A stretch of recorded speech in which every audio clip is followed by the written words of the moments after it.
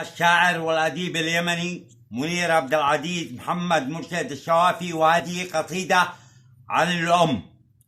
كانت الدنيا ظلاما، كانت الدنيا جحيم، كان فيها قهر وأنين، كانت من طين إلى طين، حتى أتى محمد بالنور العظيم. أمك ثم أمك ثم أمك، ذلك القلب الرحيم.